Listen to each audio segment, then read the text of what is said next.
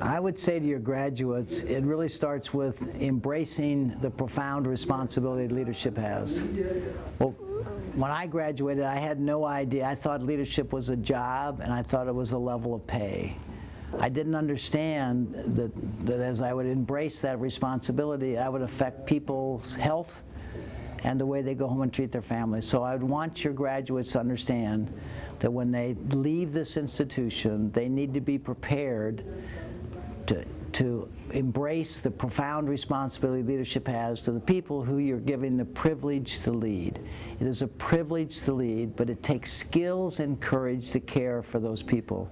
And my hope is, through the work we're doing together, that we can begin to bring people along in those soft skills, those human skills, that when combined with the technical skills, accounting and finance and engineering, that people can embrace that responsibility of leadership, and we can start sending people home from these roles that we have, feeling valued, so that they can treat their family as they have been treated. So I think your graduates, I want them just to, as they enter the world and look for their professional career, that they understand the impact they're going to make on others.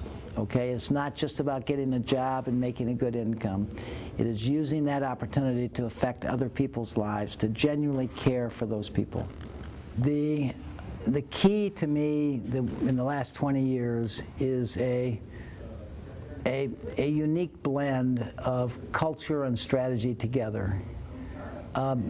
Leaders in organizations have got to embrace that it's not just about financial results. The financial results are the result of a good strategy and a good culture. I use the analogy for your audience. If Ferrari builds a beautiful engine, that engine cannot function to its optimum without premium fuel designed for that engine. And so I think we need, a key to our success has been our focus on a strategy that is, and I use the example of building the safe bus. The safe bus that we ask people to join us to ride in is our business strategy. It's very important for your audience to know that a leader has got to design with his team a good strategy that's going to create value for all stakeholders. And then we need to invite people to join us in that journey to creating that value for all stakeholders. And to find a way to give those people a sense of purpose. And again, as I said earlier, it's about people, purpose, and performance. It starts with our fundamental responsibility to people around a purpose that inspires them, and then we have to create value. But again, I'd want your audience to understand we got to also focus on the quality of a strategy. The key to our success is not just our culture. The key is a resilient business strategy that gives our people a greater sense of safety, that we are going to get through economic challenges and changes because the way we designed our business model. And so I think that is a key part of our success is the experience that I had in the 70s and 80s where I tried some things and I failed, but I learned. Okay, and from those failures I learned to design a more resilient business model that creates greater value, greater safety, and greater opportunity for people. And the last question that I would like to do is, how do you transform a boss, a manager, into a leader? And I want to ask this question for both of you. First to you, Bob, and then to Robert Caro, from his experience. Well, when we began this journey of transforming managers into leaders, our team said that we need to teach people empathetic listening. As an accountant, as an experienced businessman, I thought that was odd that we would teach adults to listen. But I'd want your audience to know that it is the key that when we transform managers into leaders, or we transform people who focus on numbers to people who focus on value. And so the key to that is empathetic listening and recognition and celebration. So we teach them the profound responsibility, we teach them to know each other, to care for each other, and to create value together. Okay, so that's what we teach. We began Barry-Windmill University to do exactly that because we felt we couldn't send our people to a university because we taught management and we taught self-interest. You want to be successful? Here's what you do. We try to teach them how do you create true success, which is creating value for all stakeholders, which you now know the CEO Roundtable has come to, we need to focus more on. So we were just blessed to embrace this early on. So again, the key attribute is we have a resilient business strategy where we avoid any concentration of technology, markets, or customers, so that any one change in the market, we're going to be okay.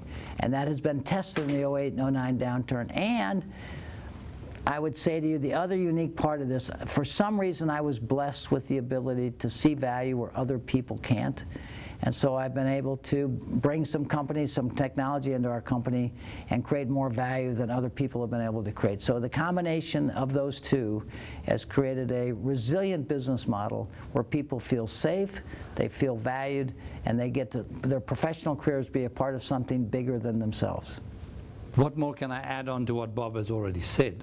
Although that I've had the privilege to be working along with Manuel Tallada in MRC for the last 25 years personally, transforming bosses into leaders, there's very little more that can be added on to what Bob has already said, except perhaps that a leader has a very special DNA. It's a very special quality. Bosses are always looking after themselves. In order to be a leader, we need to have, as Simon Sinek also said, followers.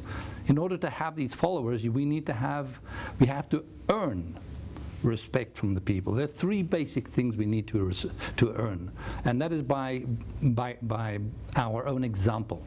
We have to earn respect, we have to earn admiration, and we have to earn the pride of belonging to a team which so happens to be that leader's team. In order to learn or to earn respect, that's a hard battle every single day. You have to be doing something special. The same thing with admiration. How can you be admired every single day? You have to be stepping out of amplifying all the time your comfort zone. And how can, if you add one thing to another thing, now you have what we can call pride. People have to be proud of you. People are followed by others. Leaders are followed by others who are proud to be behind that person. And it's not a job for easygoing people. It's a job for people who are really resilient, who have a mission in life, who want to change the world. And this is exactly what Bob is doing and what I admire so much with Chapman and Company Leadership Institute. And I'm very thankful to have been able to have these 2 minutes. Thank you.